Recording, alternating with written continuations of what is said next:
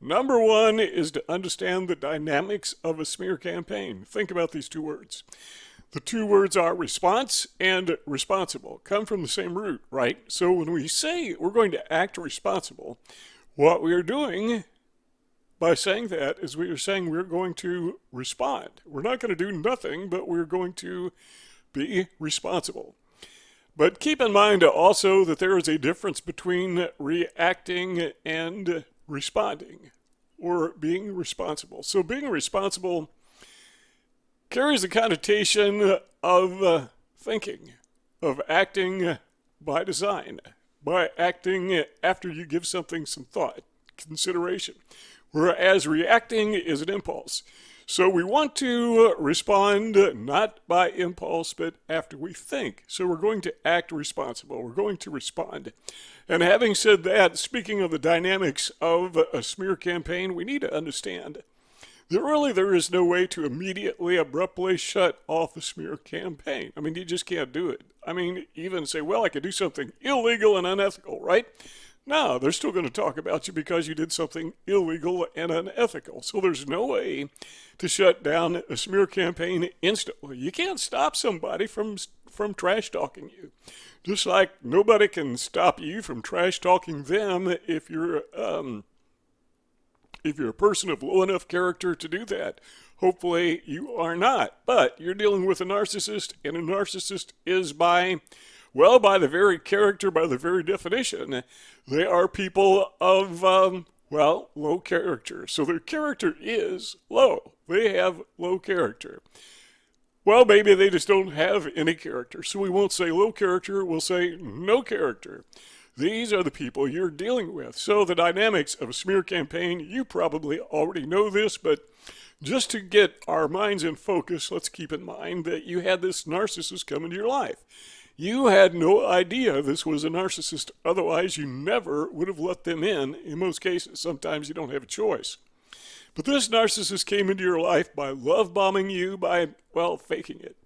They were pretending to be your buddy or your love interest, and you fell for it because, that's just what people do. Don't blame yourself for that. Everyone does it, or nearly everyone does it.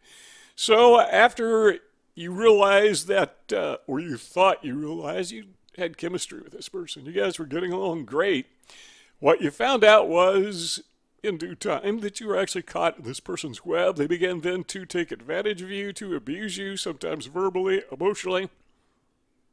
Often they will take advantage of you economically. Usually that is the underlying principle, but we understand that the smear campaign then begins when the narcissist realizes that he can or she can no longer control you.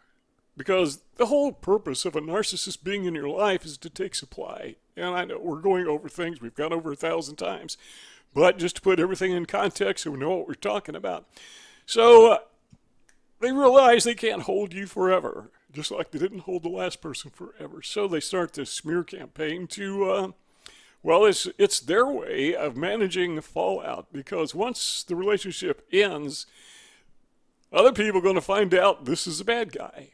And the narcissist doesn't want anyone to know they're a bad guy. So what they do is they start a smear campaign in which they flip the narrative, and you, according to their story, you are the bad guy. All right, so how do you manage that? And again, you can't just shut it down instantly, but you can manage it. So number two is, in managing smear campaign, you need to recognize the signs. And the signs are basically two things. Now, there are other things, but two primary things. Number one, if you notice this person is trash talking others, that is a red flag that it's really hard to miss, but for some reason, I don't know about you, but I miss it. Or I missed it in the past. I'm 70 years old. I've learned a few things over nearly 70 years old. I've learned a few things over these past decades. And the whole purpose of doing these videos is to share with you some of the things I've learned in life dealing with narcissists. And I've learned quite a bit. I'm an autodidactic. That is, I'm self-taught. Much of that comes from life's laboratory, just learning. So what I've learned about narcissists is they have all kinds of red flags. But In the past, I tend to miss them. And one of those red flags that really is kind of hard to miss, but still I missed it, is they trash talk others. But this is your buddy, this is your friend, this is your love interest, and you're thinking to yourself, well, they would never talk about me like that because we're buddies. Yeah, guess what? They're probably talking about you even as they speak. Not literally, but other times, when they're not with you, they're trash talking you to other people. You just don't know it, or you haven't found out yet. So that is red flag number one, recognizing the signs. Once they begin trash talking you, one thing you will notice is the behavior of your other friends. Somebody who has listened to the trash talking, somebody who has listened to the smear campaigns. There, by the way, is a term for these people. I call them agents. Most people call them flying monkeys. Others call them narcissists by proxy. Whatever you want to call them. The narcissist goes out and tries to recruit anybody and everybody who knows you. I mean, it could be your best friend, family member, or it could be somebody you casually met, maybe a clerk at a store somewhere that you've only met once. But I had a narcissist once who literally followed me, would observe me from afar, stalked me, and would watch what stores I went into. And then he would go into the stores and trash talk me to the people who work there, the manager, whoever. You say, how do you know that? Well, sometimes narcissists aren't real intelligent. They'll go in and they'll say something to the manager, convince the manager that I'm a bad guy. Why do they do this? Well, it gives them supply because they're jerks, But convince the manager, well, they think they convince the manager. What they don't realize is sometimes the employees aren't convinced. And the next time you go in the store, they say, guess what? This guy came in, followed you in the store, and you won't believe what he said about you. So they're not the smartest people. But the point of all that is that other red flag is if you notice people who were friendly to you suddenly and abruptly are no longer friendly. These are people, flying monkeys, who have listened to the smear campaign. And they have believed the narcissist story. They believed his or her lies. Why do they believe? Because people are believers. We just are, doesn't matter. There could be no evidence whatsoever, but we walk by faith, not by sight. That's not just a Bible verse. That's observable reality. People tend to believe what they hear before they believe what they see, just the way it is. So we need to recognize the signs. That is so very important, and it's really not hard to do once you realize what the signs are. Number two is recognize the benefits. Now, when I say that, a lot of people may raise their eyebrows a little bit and stop and think, hang on a second. This is a smear campaign. This narcissist is destroying my reputation. I fail to see the upside of this. I mean, this is a cloud without a silver lining, right? No. Truth of the matter is, the narcissist does you a tremendous favor by exposing your fake friends. There were people in my life I thought were really great friends, good buddies, Then they listened to the narcissist. And even though nothing the narcissist said was true, nothing really was true. Maybe, sometimes there's a kernel of truth, that gives credibility to what they're saying. But much of what they said just simply wasn't true. And these people known me for years. They knew my character. But still, they believed the narcissist. And so what happened was those people, they got pruned, so to speak. They got cut from my life. Those were fake friends I would have never known. These, quote, friends, unquote, were not true friends had it not been for the narcissist. So what the narcissist does is when he goes through your friend list, your acquaintance list, and he begins trash talking you, what happens is effectively he knocks the dead fruit off the tree. So, what you have left are true friends. Now, I fail to see the dark side. I don't see the cloud anymore. All I see is the silver lining, the sunshine. It is a tremendous benefit in that sense to have a narcissist go behind your back and trash talk you. Okay, yeah, I get it. There's still some painful moments. There's still some hurtful things about that. It's still wrong, but there are some benefits. Now, there's another benefit to the smear campaign. That if you watch and listen to what the narcissist is saying about you, why is he or she saying that about you? Well, because he or she is trying to hurt you, right? Well, you know, if the narcissist is saying this about you to hurt you, then the narcissist thinks that's what hurts people. So now you know, paying attention, now you know what hurts the narcissist. The narcissist just exposed one of their vulnerabilities, one of their primary weaknesses. So listen to what the narcissist is saying about you, because he or she inevitably will trash talk you to genuine friends, and those genuine friends will come to you and say, look, your narcissist said this about you. And if you have several friends tell you the same thing, then you know what the narcissist, that lie that the narcissist is saying about you. Say, for example, a narcissist would probably never say this, but say the narcissist says, you're afraid of dogs, or you hate dogs and you're afraid of them, because he wants everyone to think, I don't know why a narcissist would say that, just something came to mind. Well, what that tells you is your narcissist is afraid of dogs. So he or she just exposed himself or herself. Sorry, and I thought about this in advance. I would have had a better illustration. Well, maybe you have a better illustration. If you do, let me know in the comments section. But, whatever they say. But if they say that you are a gossip and a slanderer, that's probably a better illustration. What that tells you is the narcissist does not like to be called a gossip and a slanderer, because being called a gossip and a slanderer is what really hurts people. And the odd thing about that is, the gossip and slanderer is what the narcissist is, as he's gossiping and slandering you about being a gossip and a slanderer. These people just don't think, do they? All right, so number 4 is this. How to manage a smear campaign is documentation.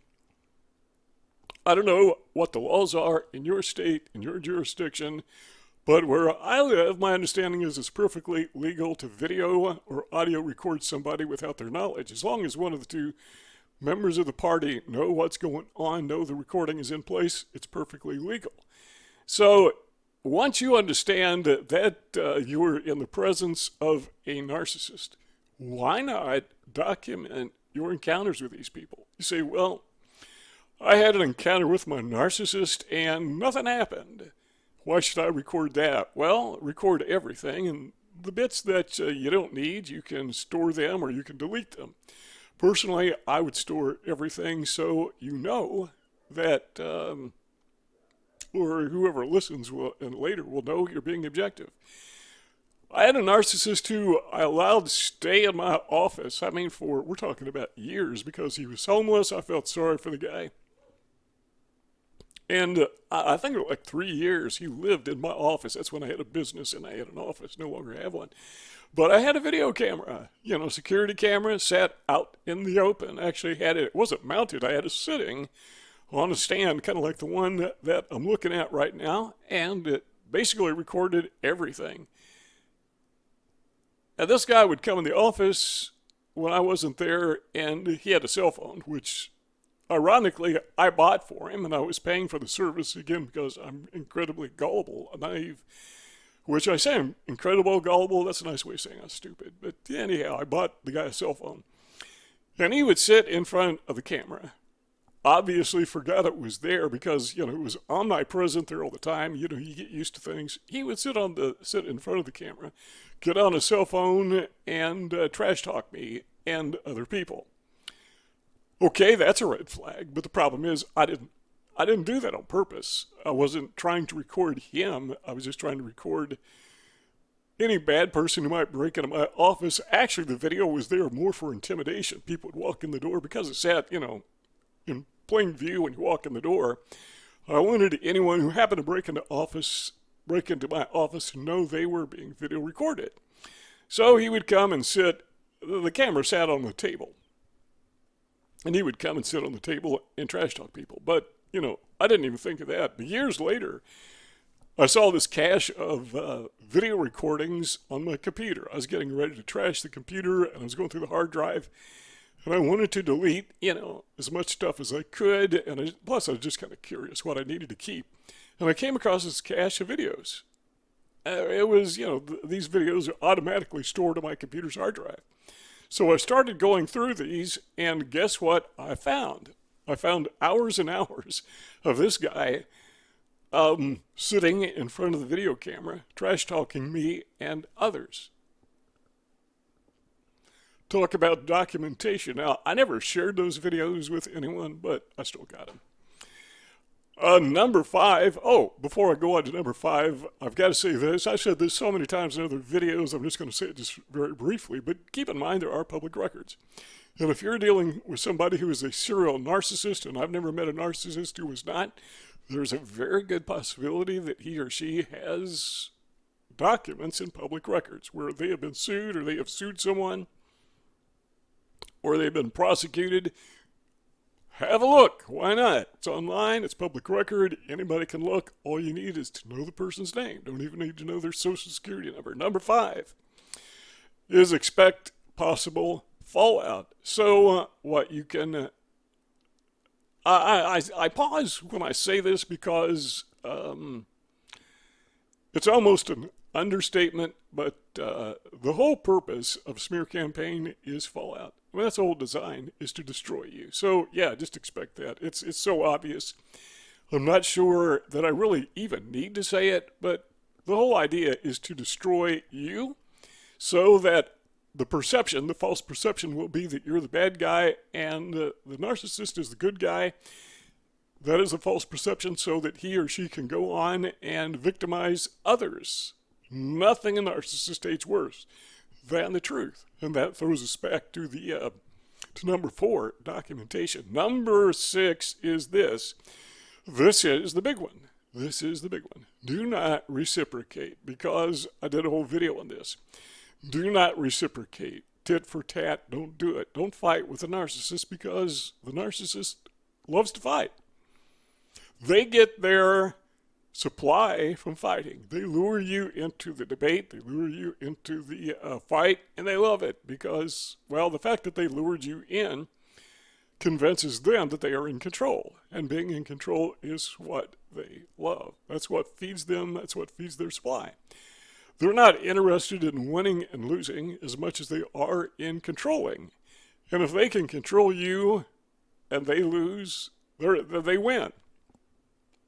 They may have lost the fight, they may have lost the argument, they may have lost the lawsuit, they may have lost whatever, but the fact that they put you in a position where you felt compelled to sue them, by the way, I guess there's some reasons when that would be certainly acceptable, but generally speaking, if you win the lawsuit, they won because they were so effective in making your life miserable that you felt compelled to sue them.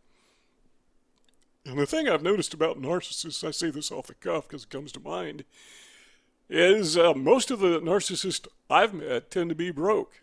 They don't have anything. Yeah, there are exceptions, I know that. But several of them, you can sue them if you want to, and you can get a judgment if you want to, but you're not going to get payment because they don't have anything. They are judgment proof. Number 7 is, this is kind of important, is give it time. This is, I say it's kind of important. It's really necessary. You got to realize it takes time. But eventually, when managing your narcissist or smear campaign, you got to understand that the narcissist is not going to waste his time on you forever because he's going to get weary of not having supply from you. And there's no more supply to be had, so he, the fishing hole dried up. There's nothing else he can do. So he or she is going to move on if you don't reciprocate. If you keep fighting with a person, they're going to get supply from you for as long as you fight with them. So all you do by fighting with them is prolong the smear campaign or the effects, the after effects of the smear campaign. So just give it time. And eventually, they will disappear. Now, having said that, I got to say this, and that is the damage of a smear campaign will outlive both you and the narcissist. Because once you have your reputation smeared, people think of you as being the bad guy. Now, after the narcissist and you are dead and gone, your reputation lives on. So that could go on, well, it could go on indefinitely. It just goes on and on and on and on. But part of the managing a smear campaign is recognizing that is part of the fallout. You see those two rectangles on the screen? If you want to keep on talking together, let's hang out. All you got to do is click on one of those two rectangles and we keep talking. But if you're done, well, thanks for stopping by and we'll see y'all next time.